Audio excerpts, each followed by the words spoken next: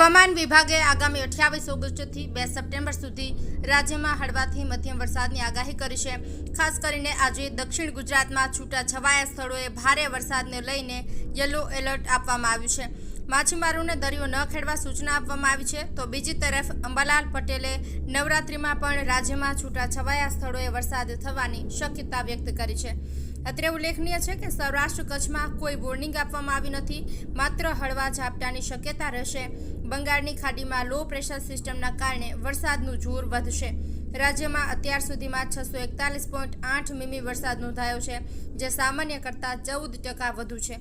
સિઝનમાં બીજી વાર નર્મદા ડેમના 5 દરવાજા ખોલાયા છે। ડેમ ઓવરફ્લો થવામાં માત્ર 3 મીટર દૂર છે। સુરતમાં 80,000થી વધુ ગણેશજી પ્રતિમાઓની સ્થાપના થઈ છે। ઘરે ઘરે ગણપતિ બપ્પા મોરિયાનો નાદ છવાયો છે। ગણેશોત્સવની સાર્વજનિક થઈ રહેલી ઉજવણીમાં લાખો રૂપિયાનો ખર્ચ થઈ રહ્યો છે। આલિશાન મંડપ, ડેકોરેટિવ લાઇટિંગ, થીમ બેઝ ઉજવણી સાથે સેવાકીય પ્રવૃત્તિઓ શરૂ થઈ છે। બીજી તરફ શહેરના રાંદેર વિસ્તારના યુવાનોએ મહોલ્લાને બદલે તાપી નદીમાં તરતો મંડપ તૈયાર કરી બપ્પાની સ્થાપના કરી છે।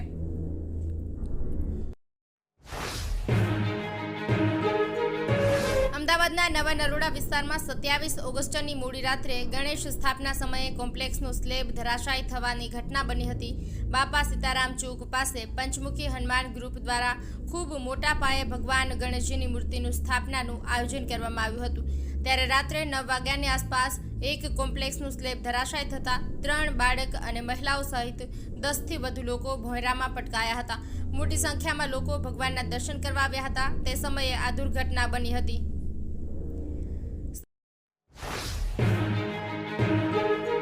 સુરેન્દ્રનગર જિલ્લાના થાનગઢ તાલુકામાં તરણેતર ગ્રામ પંચાયત તથા ગુજરાત ટુરિઝમ દ્વારા સુડમ પુરાતન પંચાળની થીમ સાથે તરણેતર લોકમેળા 2025નું આયોજન કરવામાં આવ્યું છે। આજે ઋષિ પંચમીના પવિત્ર દિવસે પ્રવાસન અને સાંસ્કૃતિક પ્રવૃત્તિઓના મંત્રી મુળુ બેરા અને અન્ય નાગરિક પુરવઠા અને જળ સંપત્તિ મંત્રી કુંવરજી બાવળિયા તરણેતરના મેળામાં પધાર્યા હતા અને સ્થાનિકોનો ઉત્સાહ વધાર્યો હતો।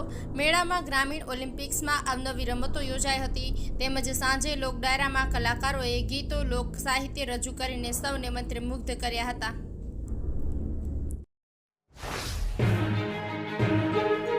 દિગ્રજ તાલુકાના રાજસ્થાન સરહદે આવેલા વૈડી ગામમાં વૈડી નદી પર પુલના અભાવે સ્થાનિક રહીશોને ભારે મુશ્કેલીનો સામનો કરવો પડી રહ્યો છે। આશરે 200 ઘરની વસ્તી ધરાવતા આ ગામના લોકોને રોજિંદા કામકાજ માટે નજીકના વાઘપુર ગામે જવા નદી પાર કરવી પડે છે। ચોમાસા દરમિયાન સ્થિતિ વધુ ગંભીર બને છે। વિદ્યાર્થીઓને શાળાએ પહોંચવા માટે નદીમાં ઊંચકીને લઈ જવા પડે છે। ઉપરવાસમાં વરસાદને કારણે નદીમાં પાણીની આવક વધી જાય છે। આ સમયે વિદ્યાર્થીઓ અભ્યાસથી વંચિત રહે છે અથવા તેમના જીવને જોખમે ઊભું થઈને જવું પડે છે।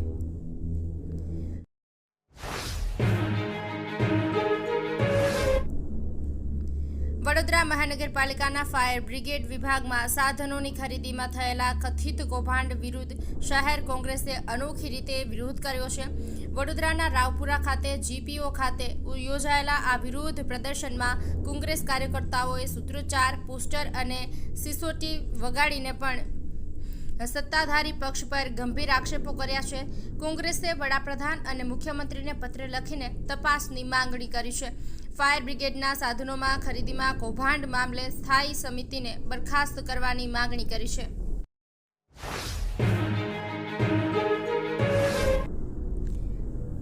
બનાસકાંઠા એલસીબી પોલીસે પાલનપુર તાલુકામાં મોટી કાર્યવાહી કરી છે। પોલીસે જગાણા ગામની સીમમાં પાલનપુર અમદાવાદ હાઈવે પરથી વિદેશી દારૂનો જથ્થો ઝડપી પાડ્યો છે। પોલીસે મહિન્દ્રા પિકઅપ ડાલામાંથી ભારતીય બનાવટના વિદેશી દારૂની 1344 બોટલ અને બિયર ટીન જપ્ત કર્યા છે। દારૂની કિંમત 8.31 લાખ રૂપિયા છે। કુલ મુદ્દામાલની કિંમત 13.46 લાખ રૂપિયા છે। પોલીસે 2 આરોપીઓની ધરપકડ કરી છે।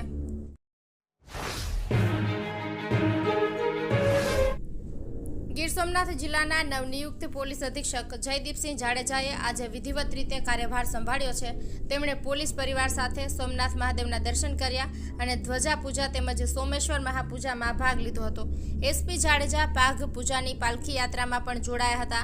કાર્યભાર સંભાળતાની સાથે જ તેમણે Z+ સુરક્ષા ધરાવતા સોમનાથ મંદિરની સુરક્ષા અંગે મહત્વની બેઠક યોજી।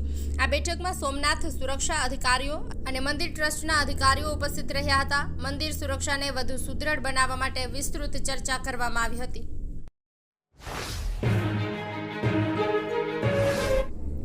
રાજકોટની BA ડાંગર કોલેજમાં વિદ્યાર્થીના આપઘાત પ્રકરણમાં આજે અખિલ ભારતીય વિદ્યાર્થી પરિષદ દ્વારા કોલેજ ખાતે હલ્લાબોલ કરવામાં આવ્યો હતો તો સૌરાષ્ટ્ર યુનિવર્સિટી ખાતે વિદ્યાર્થી નેતાની આગેવાનીમાં કાર્યકર્તાઓએ ઉગ્ર રજૂઆત કરી હતી। જો કે આ સમયે કુલપતિ હાજર ન હોવાથી કુલ સચિવને રજૂઆત કરવામાં આવી હતી અને કુલપતિ ગુમ થયેલા છે એવા પોસ્ટર લગાવવામાં આવ્યા છે। આ સાથે જ ડાંગર કોલેજની માન્યતા રદ કરવા માટે માંગણી કરવામાં આવી હતી।